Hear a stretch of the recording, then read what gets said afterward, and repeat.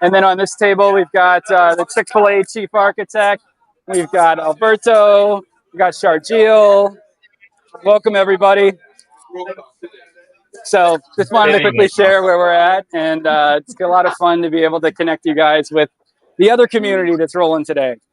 So very excited to kick off today's panel. We're going to be talking about a very important topic around maintaining resilience. And my friend Sugato here is going to kind of help me co-run today so that we can have a great event. But before we do anything, I want to share, like, what we have written down is cool, but what you're thinking about right now is way more interesting, I promise. So we're going to take our questions if you don't have any, but if you do, we're going to be going to what you want to ask. So just so you get a sense of what you might be curious about, what I'd love to do is first just have us introduce ourselves and why this topic is so pertinent for us. And then if that sparks questions, great. And if it doesn't, that's fine too. We'll dig into what we had planned for you. So that's the plan for today. So I'll kick us off. My name's Grant Ecker. I'm the chairman and founder of the Chief Architect Network, which is a partner to Switch On, a very important part of our community. And I'm the chief architect at Ecolab. That's me. Sugato, do you want to go next? Sure. Good afternoon. I'm Sugato Bose, chief architect at Medline Industries. For context, Medline is a $23 billion global medical supplies company serving healthcare systems across 125 countries with about 40,000 employees or so. Should I keep it that short? Maybe it is.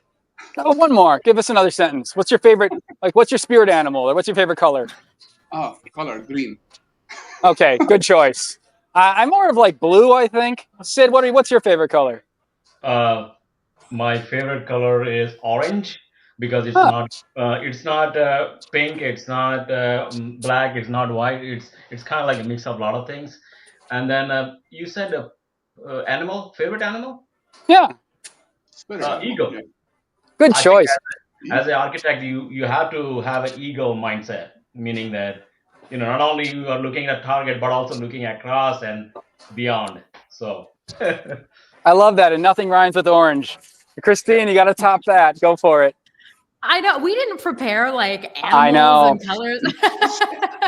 Got to roll with it.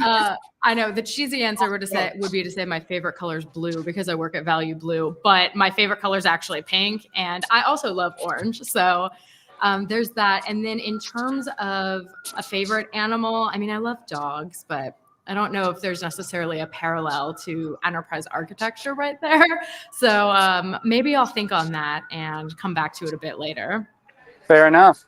All right, so since I can't see the chat, are there any questions popping up first that want to take us into it? Or Sugato, do you want to throw us our first one? I don't think I see any questions so far. So let's just get started on bring them, people. The questions that we see top of our. If you think about resiliency, right? Obviously, the topic is resiliency and adaptability.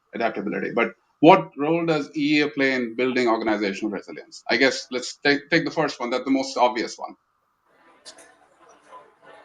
Grant, do you want to go first? Sure. I think it's our role to be forward thinking. So resiliency is really about stability in the change that's ahead, right? If you want to build something, deploy it in a constant environment, that's not a hard problem. The hard problem is building something for scale, building something for what's going to be needed tomorrow, the next day, the next year. And also understanding we don't want to build everything to perfection. So there's a balance because we can't afford to make everything able to scale to, 100 million concurrent viewers. Like, that's not realistic. So that's our role in architecture, is to kind of help the business understand what their expectation is for the future, and then to show them how to design a system that will ultimately achieve that. But we have to be really transparent about the trade-offs, because if it's free to them, they're going to say, yeah, 100 million consistent, concurrent viewers. So you have to say, okay, that's going to be pretty costly, or, active disaster recovery. For things that are going to be like bets for the company, let's do it. But otherwise, not so much. You might have just lost me. My phone. Oh, yeah, it looks like we did. I'm back. It's fine. Okay. So that's my answer. And I think the phone was telling me, shut up. You've said enough. Let's let some others talk. Sid, you want to go next? Yeah, sure. I think EA, apart from gatekeeping the technology and all those things, right? But also, I think a pathfinder. The reason I say that is, and I took an example of Eagle, is that we not only look at what we see it right now, but also we should be forward thinking and looking at COVID-19, a good example. We could not see it. Let's learn from that and try to understand how your company is going, which direction your company is going. You might be doing M&A, so how do I be resilient in terms of what would be the impact to our organization or technology or business process or business capability, or maybe it's bringing new capability. So how do we prepare ourselves to make this happen for the business, right? I think Grant, you give a good example, but another example could be tariffs that is coming up right now, right? Absolutely. How do I manage our tariffs within the company, right? What are the changes we want to do in the business process, or maybe we have to increase our inventory. We have to be very close with our suppliers. So I need a supplier collaboration, right? How do I drive this? So I'm thinking from the business standpoint, because I'm a business architect, and I have my buddies on the EA side who are technical architects. So collaborate very well in terms of understanding those. So we are actually, this is the real time, right? We are actually thinking about that. Like, how do I not only increase the inventory, but also keep it at a right level, optimum level, so that I'm not gonna like put a lot of capital in there, but also think. So this is where like getting the data together, right? How do I get the data of the risk management from supplier, and how do I see the transportations and everything, right? So just quickly on that one. So we'll pass on to Christine. Yeah, absolutely. So I was absolutely going to say, like, we think about resiliency so frequently in terms of how do we do our current business but better, right? Whether that's moving towards a future state, whether that's optimizing for the current state. But I think something that can't be overlooked and has really been highlighted by, oh my God, COVID-19, tariffs, who knows what else is going to happen after that. If our business models were fundamentally disrupted today, how do we adapt to that? And no one knows the answer to that question, but I think enterprise architects are in a really unique position to say, here's the fundamentals of our business.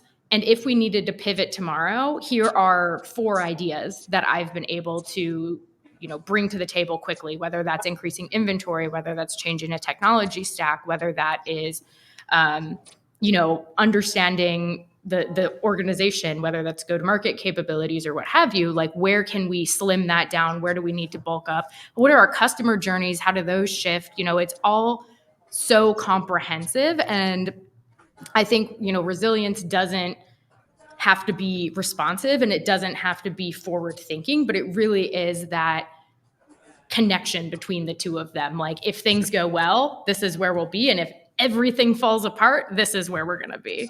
So it's a very, very unique position within the organization. Sugato, I'm watching the lack of resilience in your background at the moment, and I'm curious what you're thinking. Yeah, sure. Let's go with that. But thanks, Christine. I think very well put. Let me start with a more controversial statement, right? Okay. Architecture, I don't think, or enterprise architecture, I don't think is just about structure anymore. It once was. I think it's not anymore. It's about survival. If you really think about the world we live in, the black swan events, the platform shifts, the relentless disruption, resilient organizations, in my opinion, aren't the ones that plan perfectly. They are the ones whose architecture can adapt faster than the change around them. As enterprise architects, I think our mandate has evolved to actually embed adaptability into the DNA of your platforms, governance, and teams. I think, we'll talk about it more during the conversation, but I think that should be the focus, in my opinion. I love that. Okay. All right, let's call the chat again. Come on, guys. You literally have 3 chief architects, Christine, what's your role again? Remind me. Oh, I never did a proper introduction. So I'm not a practitioner. I'm with the vendor side, obviously, ValueBlue. But what I bring to the table is insight from the market. So Exactly. I spend my day to day talking to enterprise architects, solutions architects, CIOs, business architects. So I'm really here to, No, you've said it all. Like, hold share on. the Like, word on the screen. realize what Christine is seeing is what works and what doesn't work, because she's talking to all of us in all of our different companies. So you've got the four of us. We're going to answer any question you ask, or we're just going to talk. So literally own the agenda. Tell us what you want to hear, and we'll jump into it. But otherwise, you got good stuff to cover. But I always learn more when I get questions than if I just talk. Did that get anything? Nothing? Come on. We'll let it keep warming up. Okay. Sugato, Okay. we have another question. We'll from get our there. Pre-prepared sessions. Let me move on then. I think we talked about organizational resilience already. We hinted on how EAs can help. I mean, obviously at a very high level, but I think one of the key areas of building resiliency and adaptability is organizational culture, right? And we all know it. We have in the trenches. We have felt the beating of the culture, right? So let's talk about that a little bit. Sid, you want to go first? Yeah, sure. I actually touched upon these topics, so I call it the phrase, culture eats strategy for breakfast. I think it is Peter Drucker. true because when you, as an enterprise architect, when I joined Altria, two years back, there is a different culture, right? Every organization has a different culture. This perceived EA is perceived in a different way, right? So when you are going in there, first you are trying to understand lay of the land, right? Architect means everything. So there is no differentiation between, okay, you're a solution architect but a business architect, or this architect, right? So first, I try to define different persona of architect or archetype of architecture role, and then try to understand, okay, what is the communication style that is required in this organization, right? So these are the attributes of the culture. What is the culture at the enterprise level? And then there will be you find a micro culture within the towers or within the function. So you have to navigate through that and position your communication based on how you want to drive it. Another thing I would say that is that EA is basically influencing without control, right? So influencing means that you need to learn the culture. You probably need to adopt that culture, right? It's going to be hard to change the culture and try to do that. But I think I would say that the when based on your stakeholder, you try to understand, how do I propose this solution, right? What are the challenges they are having? How do I understand? Sometimes they won't even want to talk about their challenges because it feels like, okay, I'm giving all, I'm not working properly on all those things. But you need to develop that relationship. So I feel like there is a stakeholder relationship is important as a business architect. That is not my almost 60% of job description is stakeholder engagement, management, and relationship building. So that helps me to navigate, like you said, through the organization culture and be successful. That was awesome. Thanks, Sid. Yeah. Yeah, very good answer. I think there are a few questions now, so let's go through them. I think they're very interesting ones. Great. Grant, I'm going to put you on the spot. Great. What is your opinion on TOGAF versus quick change and adaptability? Oh, I like how they've been put at odds. Okay, first of all, no, you do not get to say that TOGAF is not those things. However, I will say that TOGAF is a framework, and frameworks cannot be blindly applied. If you think you're going to build yourself a TOGAF shop, an ITIL shop, or whatever, you're going to fail because it doesn't exist. You build because you learn from these frameworks and you apply them thoughtfully. Nothing gives you the excuse to shut your brain off and just say, I'm going to do this because that's what TOGAF said.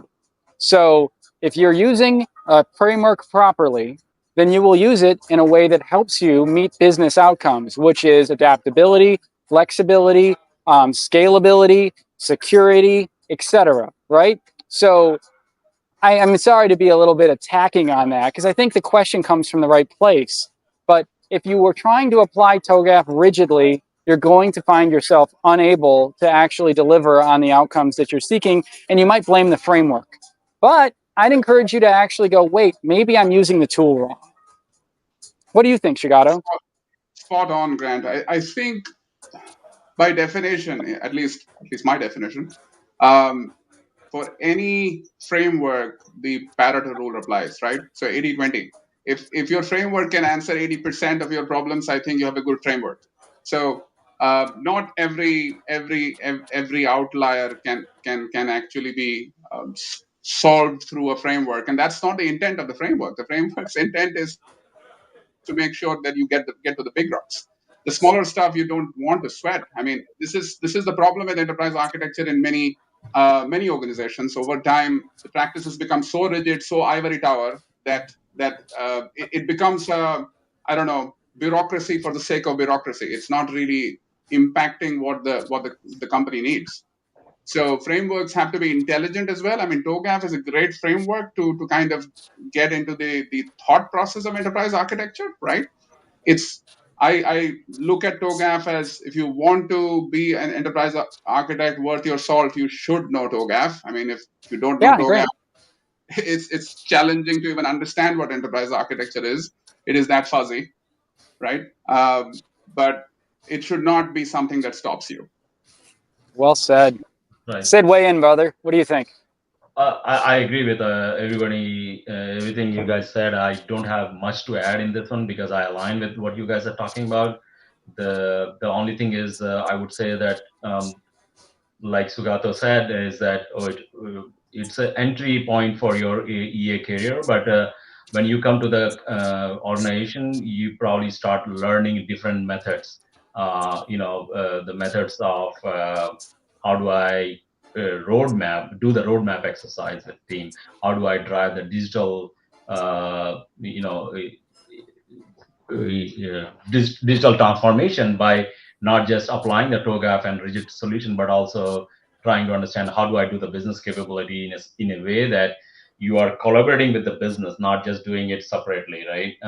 So I would say think about how do I, because TOGAF does not teach you the relationship, right?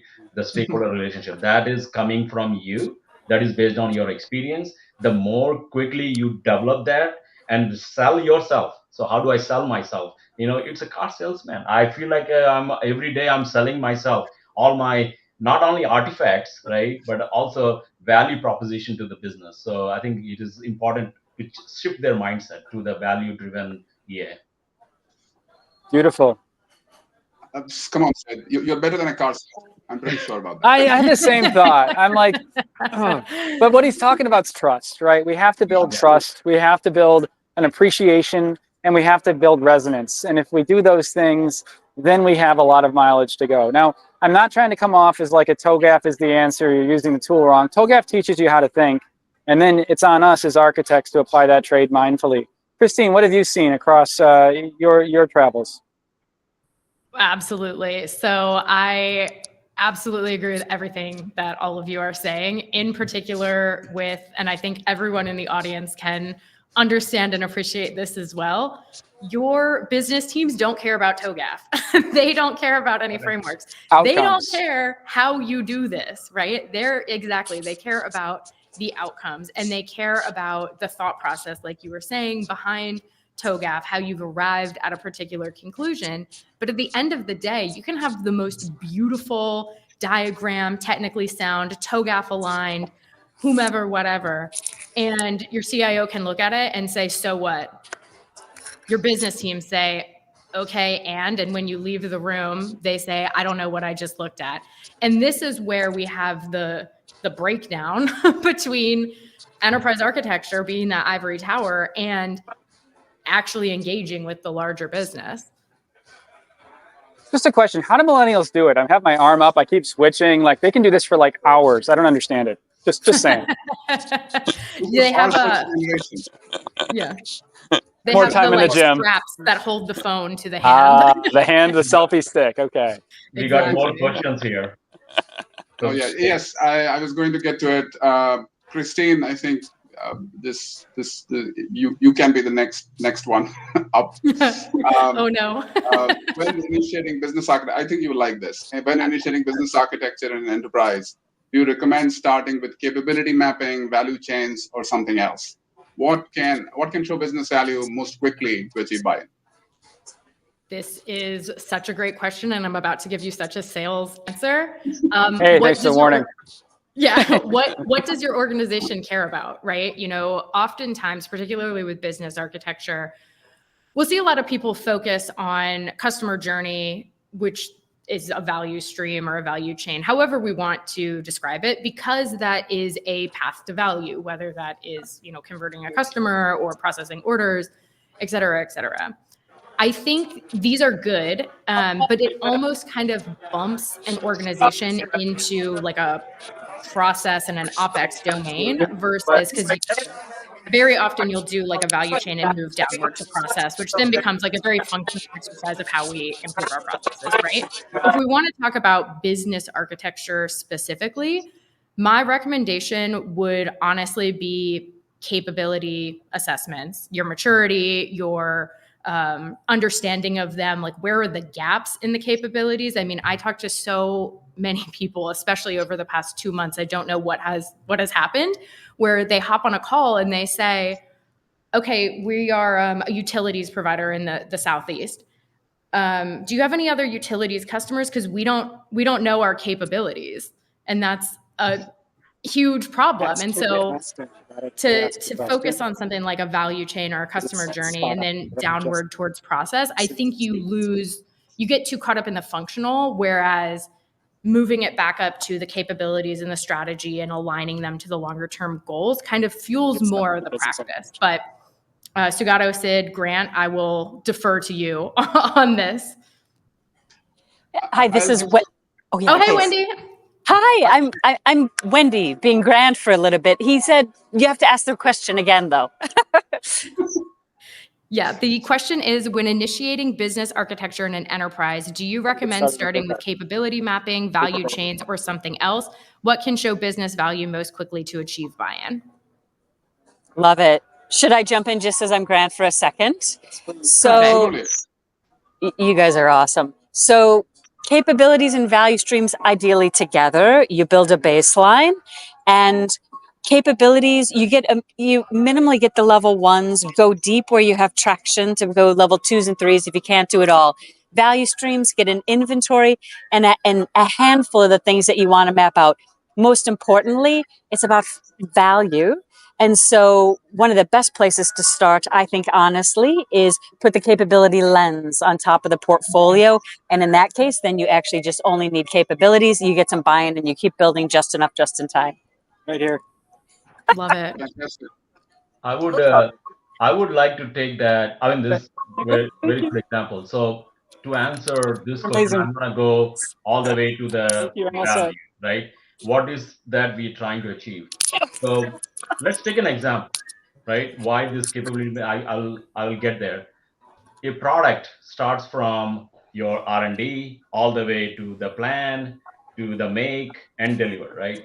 So this is all connected. They are connected by capability, they are connected by processes, right? At the end of the day, you want to deliver a quality product, right? Now, if you don't know that how everybody is interacting, what is the process that is going on, you will not able to understand like how do I drive the efficiency as an EA or business architecture.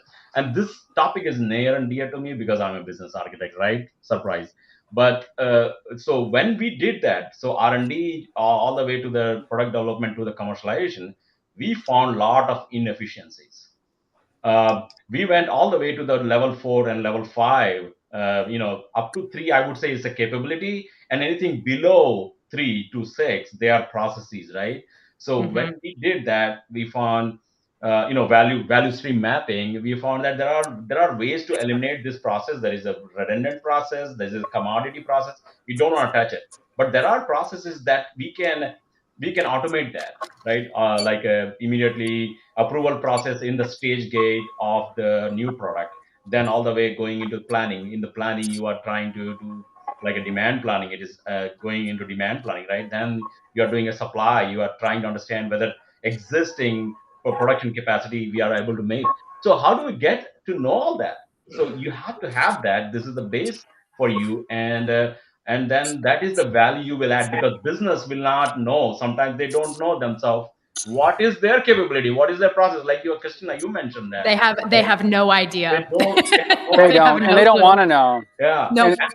And you But are so exactly, you are going in there and adding value. This is the value you will add as a business architect. This is, you can now tell them, hey, this is what you're supposed to do, rather than they are like, okay, I don't know what to do. So I'm just going to stop there with that example. As you can see, this really adds a lot of value from, I mean, a great question, by the way. I thought so too. I'm super sorry. Well, I'm not sorry. I have the leading thought leader of business architecture right in the next room, and she just answered that question in the network this morning. So I called an audible. Wendy Keen's amazing. If you haven't seen her before, look her up. So sorry for going a little bit rogue on you guys. I got what you were doing, Grant. So let me give a little bit of a long-winded answer to the question, right? So I think the previous question, which was about tying culture to resiliency and how capability mapping comes into the picture, right? I strongly think that culture is frankly developed by the industry's focus, right? I mean, that is one of the core driving principles. I mean, if you think about, and I'm speaking from my unique perspective, working on various different industry segments, including life science, retail, social networking, food and beverage, manufacturing, et cetera, et cetera. If you think about life sciences, right? Life sciences is very focused on ensuring compliance and data integrity under very strict regulations, whereas food and beverage is more keep production flowing, ensure traceability. Retail is more maintain uptime and delivering demand spikes or vendor issues. So if you really think about, I mean, I have done this in the past, use capability maps to tie to regulatory workflows to justify a federated data lake. So it's a way of approaching the issue through the lens of culture and focus, right? If you just take the APQC model and say, well, this is the capability model for the enterprise, let's go on a exploratory journey, nobody cares. Yeah. I didn't use APQC. I mean, that was a baseline, but I completely changed. Just an example. It's not a bad starting place. I also like the one from Lean IX. I think they've got a great capability template. But the point is, start with something, find something that resonates in your language or your business. And the biggest win I've ever seen in my life is when we had a company, it was Medtronic, where they were literally printing on plotter paper their capability map in their IT offices and talking about how they were building aligned to the pieces that were in their capability ownership. So when we get the business and we get the IT leaders speaking in this language, the power is tremendous. It's so incredible. Yeah. Absolutely. Completely agree. Yeah. And just to kind of like tie it back to the resiliency piece too, having the shared language is so critical to having those resiliency measures. And again, like, our business model fundamentally changed. My friend just texted me. She works in, alcohol and alcohol distribution. They're not having a fun time with the tariffs right now, to put it gently. And so she's, on the finance side of things. She has to work with all of these different people, and she doesn't understand what her IT and her enterprise architecture teams are trying to tell her. And that is a critical flaw when we're talking about resiliency within an organization. Yeah. Makes sense. Should we move to transformation? I don't see any questions. Let's do it. So maybe I see we have a few questions we missed. I think one is about the total cost of ownership. Oh, yes, you're right. And then there was, and then second, the question was like, hey, we are seeing a lot of challenges with geopolitical pressures in coming years. How do I will see. The first question is, what do you see as a component of total cost? And second is, what do you see as a strategy of cost reduction in an organization? Still the same information needed or different information needed? Well, strategy isn't, I'm sorry, cost reduction isn't a strategy, it's a tactic, right? So if your plan is to try to like achieve operational excellence, then yeah, that's a decent approach to achieve that strategy. But I think sometimes people get a little bit confused between those things. And we have to be really clear on what the business is trying to achieve. Because if they're just trying to grow faster than their competition, and you start pulling out all these cost play levers, you're just beating your business down. Yeah, you saved them money this year, but they actually missed the entire opportunity in front of them because you pushed them into OPEX when they're actually going after customer intimacy and product innovation. So you're one of the three, and it's very important we understand where the company's true north is and why, so that we can direct them to the right types of tactics. Yeah. That was a bit of a soapbox. I'll give it. Who wants the soapbox next? Sugato. I'll add to it. So I think architecture or enterprise architecture has always had a vantage point on how do we think about architecture reducing cost for the enterprise, right? And sometimes it's not represented in a very sexy way, which is mostly the problem of actually translating to business benefits. It's not so much that the achievement by itself was belittled. It's just that we don't know how to tell the story very well. I've seen this. I'm sure you guys have seen it also. Time happens time and time again. We end up talking about technical wins, whereas not able to quantify what the business win for that technical win is. But I think the thought process on the architecture side of the house, without going on the business architecture side of the house, even if we stay on the technical architecture side of the house, what does this solution give me in terms of cost benefits for an architectural solution? Is it making my time to market faster? Is it reducing risk, thereby cost? So there is always a cost play. It's just about how you talk to it. Christina? Yeah, I was gonna say I can jump in here now too, because I think the most common question I get after what is ValueBlue is how do I sell the value of enterprise architecture to my executives, particularly during times of cost cutting. And so when we think about the total cost of something, I mean, there's so many components to it. There's the technical cost, there's the time cost, there's the human resourcing cost. Like that can all be rolled up in a model. Like if you have that data or the ability to collect that data, you can do that and you can communicate it in terms of, cost cutting, right? But I think exactly to your point, Sugato, like everything will have a cost associated to it, but how do we think about how do we sales math our way into it? I'm saying sales math because I think you guys have a lot of internal customers while I have a lot of external customers, but the concepts and principles of politicking your way through an organization are the same, right? So how do we sales math our way into saying this solution that is aligned to a particular business outcome is worth the investment? And it does need to be balanced with like the cost reduction. If you have a mandate from your CFO that you have to, reduce some spend by, I don't know, $500,000, whatever, you still need to meet that mandate. But you do also have to think strategically about, okay, as I am deploying a new solution, if we can get our, let's say we're a pharma company, if we can get our approvals through, right now the process is 8.5 weeks, if we can get that down to 6, this is the business impact. And it's worth an investment in some solution, some tool, et cetera. This is where I think the moment for EAs to kind of like shift that narrative is here. That's a great answer. I mean, the one thing I can think about, I remember this is very true in terms of CIO coming in to chief architect and chief architect coming to me asking, hey, what is going on? Like, oh, I need to give a TCO for all the technical components that we have, everything. TCO, I mean, CFO is looking for it. I said, okay, I can give it we can get it done. I mean, we can find it in a couple of weeks or maybe in a day or a couple of days. But what is exactly the question is? What is exactly the CFO wants to do? So he went back and talked to the CFO and said, CFO was trying to figure it out.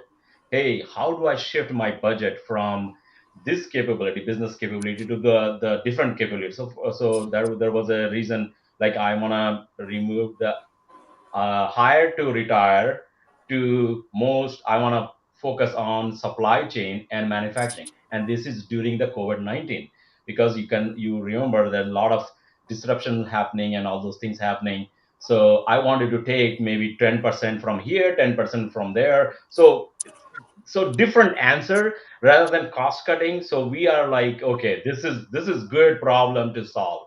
Let's sit down, all the business architect and the technical architect and solution architect, mostly platform architect.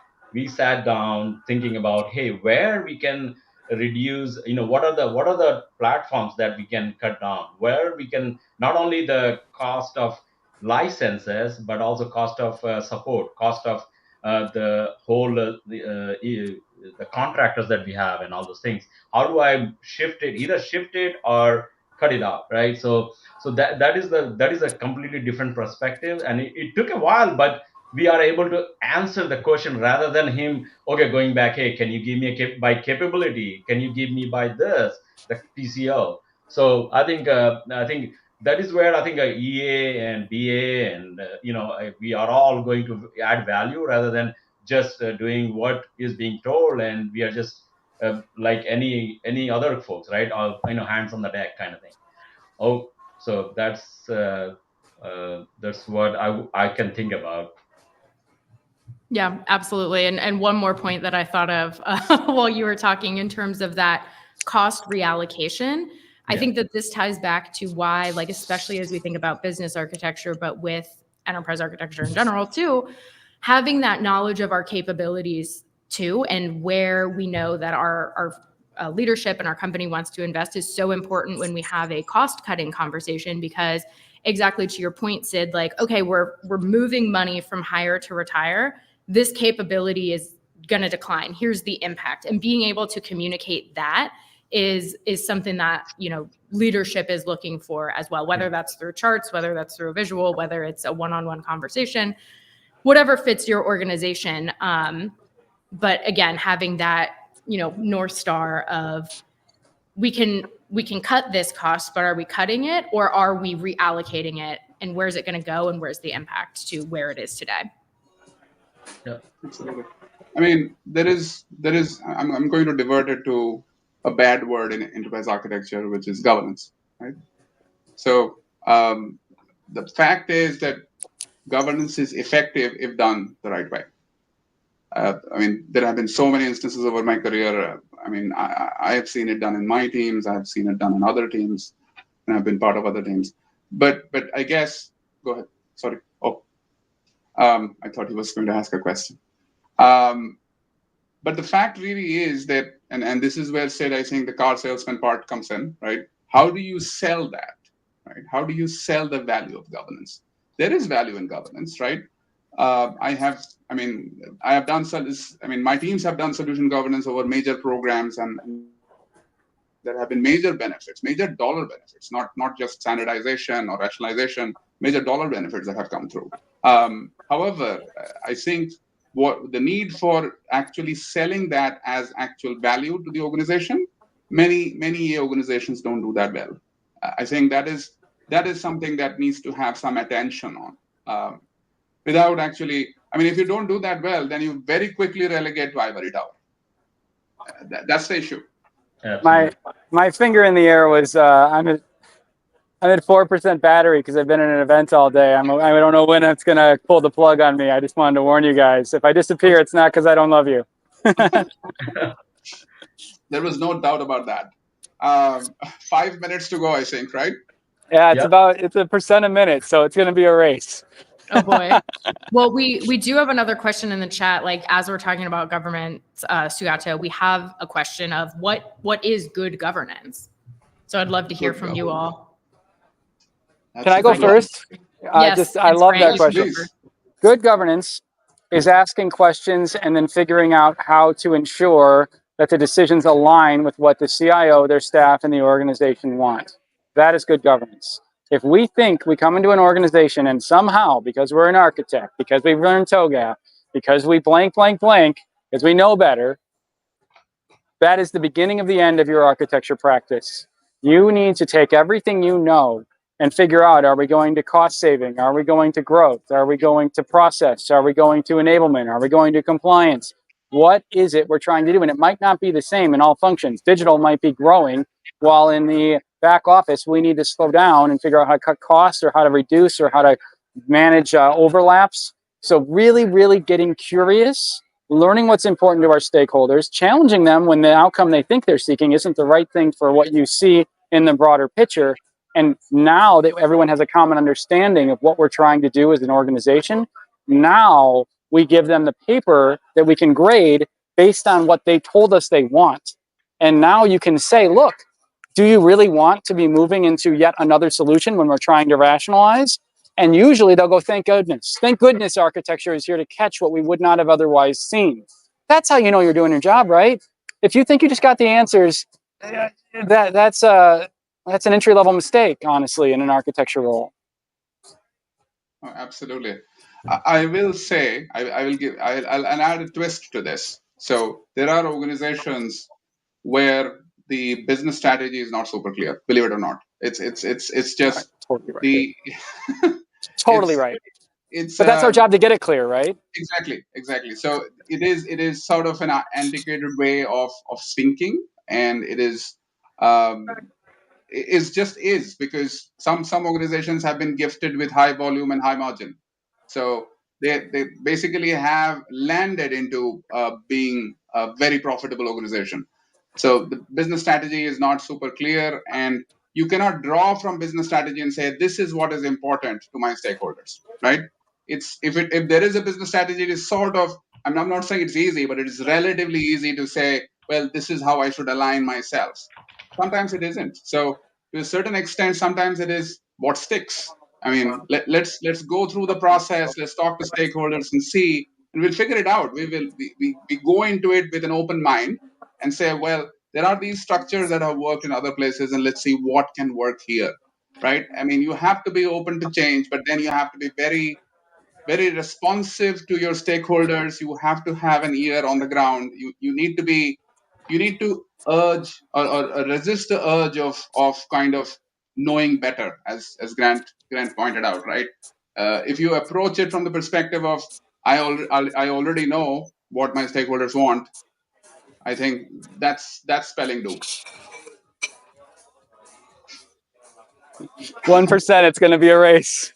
We have 2 minutes left. I can quickly say this. Good governance is invisible governance, right? If you are doing everything right, everything good, and removing all the roadblocks and driving the growth, our governance is invisible. I would say we are like a great design. When everything works, nobody talks about it when something because we are doing a good job. So I would close it by that. I love it. Nice. All right, on time. Yep. 1 minute to go. And there was one question, but I don't think we have time for it. I think one question was good, the performance. How do you measure performance? I think that's a very good question. I was doing something about this performance. Actually, one of my team member came to me, said, everybody asked me how do I show the value. So what he did is literally there was a decision made instead of going to this SI partner, they will make a decision by themselves. So there is one platform architect, and there is a business architect, and there is a technical architect. All these three people spent 1 month to do that assessment, and finally said, okay, this is my salary. Literally, this is my salary, this is what I have saved, instead of going to this way, because we are doing this today this way. And they showed the value. I already achieved 1 million above and beyond my three people's salary. I think I was like, wow, and I think I should present that to my leadership. I just I think this is a real example. That's it. Yeah. Yep. Doing. I was on switch on their keynote panel. Oh, Any okay. All right, everyone. Well, we are at time, so I think we'll wrap it up. That being said, I'll speak for Grant and everyone on the panel. If you have any questions, feel free to reach out to any of us. We're always happy to connect. Like, even if you want to reach out to me, I promise I won't force you to see a demo of Blue Dolphin, but I'm happy to show one. Everyone else on the chat is more than happy to connect as well. Absolutely. But the same goes for, I'm sure, Sid and myself. I can speak for myself. I'm sure I'm not completely out of turn speaking for you, Sid. Thank you so much, guys. Glad to be on the panel. Glad to be in the panel. Thank you. Yeah, it was a fun one. Great talking to y'all, and thank you for everyone who joined. Grant made us spin a little bit. Yeah. Bye, everyone. Okay then. Bye. Bye.